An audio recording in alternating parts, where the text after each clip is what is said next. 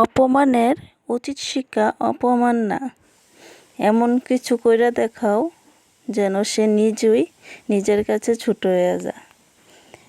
নিজেকে ভালোবাসতে শিখো, তোমার জন্য তুমি নিজেই যথেষ্ট। কেউ পাশে থাকুক আর না থাকুক, তুমি নিজেই নিজেকে ভালো রাখতে পারো, সামলে নিতে পারো, এটাই ম্যাচুরিটি। এটাই ভালো থাকার সবচেয়ে বড় সিক্রেট। সুখী হতে চাও তাহলে এই কথাগুলি মাইনা চলো। 1 নাম্বার, যার সাথে মনের মিল নাই তার সাথে সম্পর্ক রেখো না। 2 নাম্বার, যেখানে তোমার কদর নাই সেখানে যাইও না। 3 নাম্বার, যে বুঝে না তাকে বারবার বোঝানোর চেষ্টাও করো না। 4 নাম্বার, সত্য কথা বললে যে রেগে যায় তার সাথে কথা কখনো কইও না। 5 নাম্বার, তোমার চোখের যে নিচে নেমে গেছে তাকে উপরে তোলার চেষ্টা কখনোই করো না। 6 নাম্বার, জীবনে সমস্যা আসলে কখনো ভাঙ্গা পড়ো না। 7 নাম্বার, অপরের কষ্ট দেখা কখনো আনন্দ প্রকাশ করো না। 8 নাম্বার, যারা আবহাওয়ার মতো বদলে যায় তার সাথে মেলামেশা করো না। বলুন, শান্তি পাবেন, অহংকার ছাড়েন, সম্মান পাবেন, ভক্তি করেন, মুক্তি পাবেন, বিচার করেন, জ্ঞান মিলব, সেবা করেন, শান্তি পাবেন, সন্তুষ্ট থাকুন, সুখ পাবেন। তো বন্ধুরা, কথাটি কেমন হইলো জানাইও, ভালো লাগলে কইও, খারাপ লাগলেও কইও, কমেন্টস করো। তো শুভ সকাল আমার প্রিয় বন্ধুরা, শ্রদ্ধা ফ্যামিলি ব্লগে তোমাদের স্বাগত। প্রত্যেক দিনের মতো আজকে হলাম আমি বিউটি। তো তোমরা কেমন আছো? আশা করি যে যেখান থেকে আমার ব্লগটা দেখো না করে ভালোই আছো। ছোটদের ভালোবাসা, বুক ভরা ভালোবাসা, বড়দের প্রণাম নিয়ে আজকে ব্লগটা শুরু করলাম। তো একটু পাশে থাকো, লাইক শেয়ার কমেন্টস একটু কইরো, আর সাবস্ক্রাইব করে একটু পাশে থাকো। তোমরা ভালোবাসা, তোমরা আদর স্নেহ পায়ে সেটা যতটুকু যেতে পারি আমি আশীর্বাদ কইরো। তো এদিকে দেখো সকাল সকাল তো মানে সব কাজটা সেরে এদিকে মানে রান্নাটা করছি না, রান্নাটা করার আগেই ঘরের সব কাজ টাজটি করে লেতেছি, ঘরটা একটু গুছগাছ করে লেতেছি। ঘরটা গুছগাছ না করলে দেখা যায় কি মানে রান্নার ঘরে যাইলে আগে রান্নাটা সাইরে আইতেও ওইদিকে মানে সবাইরে ভাত টাত দেওয়া টেয়া সব কিছু করে সেটা দিয়ে আইতে লাগে। তো মানে দেরি হয়ে জায়গা, তার লেগে দেখো আগে ঘরের মানে চেষ্টা করি যে সকালে চা টিফিন দেওয়ার পরে মানে ঘরের যে কাজ টাজটি বাসি বিছানা টিছানা সব কিছু করে সেটা ঘরটা গুছগাছ করে হওয়ার লেগা। তো সকাল সকাল দেখো আমার আঙুলটা কেমন পড়ে গেল গা, মানে অনেকখানি কিন্তু ক্যামেরাতে তেমন তো বোঝা যায় না, মানে পড়ে গেছিলো গা হাত আঙুলটা কেমনে জানি কইতে পারি না। রুটি বানাইছিলাম, রুটি বানাইতে গিয়ে সেটা লাগিয়ে গেছিলো গা অনেকখানি। তো এদিকে মানে রান্নাটাও বসাই দিলাম, আর ঢেঁড়স ভাজি করবো, ঢেঁড়স আলু ভাজি করবো, আর এমনি চাক করে সে আলু ভাজি করবো আজকে। তো মানে চাক করে সে আলু ভাজি পেঁয়াজ রসুন দিয়ে একটু ভালো হয় তার লেগে। আর এই দেখো শাক রান্না করবো, এটি হচ্ছে ডাঁটার শাক। আর ভাতটা রান্না করে লাইতেছি তাড়াতাড়ি করে সেরা।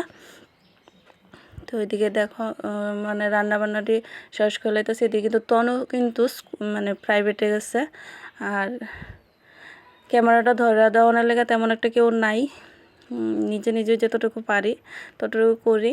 আর তনু যখন বাড়ির থাকতো আগে তখন কিন্তু কইরা দিত, তখন তো কেউ নাই, নিজেরটা নিজেই করি। তো একদিন তোমরা লগে শেয়ার করবো আমি মানে স্ট্যান্ড ছাড়া কেমনে ভিডিও ক্যামেরা সব কিছু করি, এটা একদিন শেয়ার করবো। তোমরা যদি জানতে চাও তাহলে কমেন্টস করো, যদি দেখতে চাও। তো এদিকে দেখো একদিকে ভাত, অন্যদিকে ভাজিটি করে লাইতেছে। তো এমনি ভাজি কিন্তু মানে আলুটার মধ্যে একটু পেঁয়াজ, একটু রসুন, একটু মরিচ দিয়ে সেরা করলে তনও ভালো পা। আর তনু কিন্তু আমার মতোই হয়েছে, মানে বেশি ঝাল খাওয়া। আগে তনর বাপ মানে পাপাও ঝাল তেমন একটা খাইতো না, এখন কিন্তু মানে ঝাল প্রচুর ঝাল খাওয়া। অনেক সময় দেখা যায় কি একটু ঝালটা একটু কম হইলে, কম বলতে তেমন কম না, আমরা বাড়িতে কিন্তু আবার মানে ঝাল খাওয়া, তো একটু ঝালটাই হইলে তনর বাবুই কিন্তু যে বেশি করে ঝাল দিও। তো আমার মানে প্রচণ্ড ঝাল, মানে ঝাল ছাড়া আমি চলতেই পারতাম না, এমন অবস্থা। মরিচ লাগবই, আর কম ঝাল তরকারি আমার তো একদমই ভালো লাগে না। তো